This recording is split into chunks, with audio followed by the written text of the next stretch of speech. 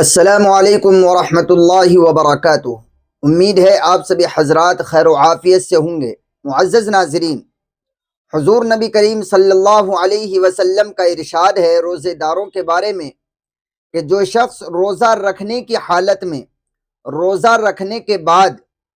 روزے کے درمیان میں جھوٹی بات کہنے یا غلط کام کو کرنے یا دیکھنے یا ان پر عمل کرنے سے اپنے آپ کو نہ بچائے تو ایسے شخص کے صبح سے لے کر شام تک بھوکا رہنے کی اللہ تبارک و تعالیٰ کو کوئی ضرورت نہیں ہے۔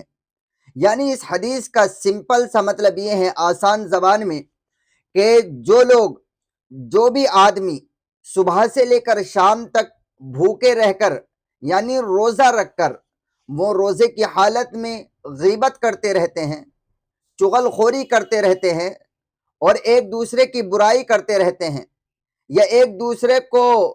برائی پہنچانے کے، کسی کو تکلیف دینے کے مشورے اور تدبیریں اختیار کرتے رہتے ہیں،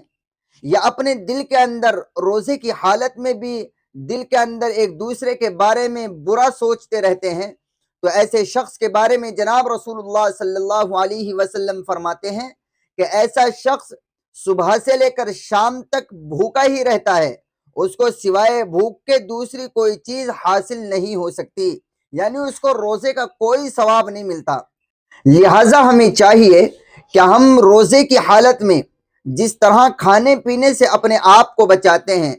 اسی طرح تمام غلط باتوں سے، تمام غلط کاموں سے اپنے آپ کو بچائیں۔ روزے کی حالت میں جھوٹ بولنے سے اپنے آپ کو بچائیں، غیبت سے اپنے آپ کو بچائیں، دوسروں کی برائی کرنے سے اپنے آپ کو بچائیں اور گانے قوالیاں سننے سے اپنے آپ کو بچائیں۔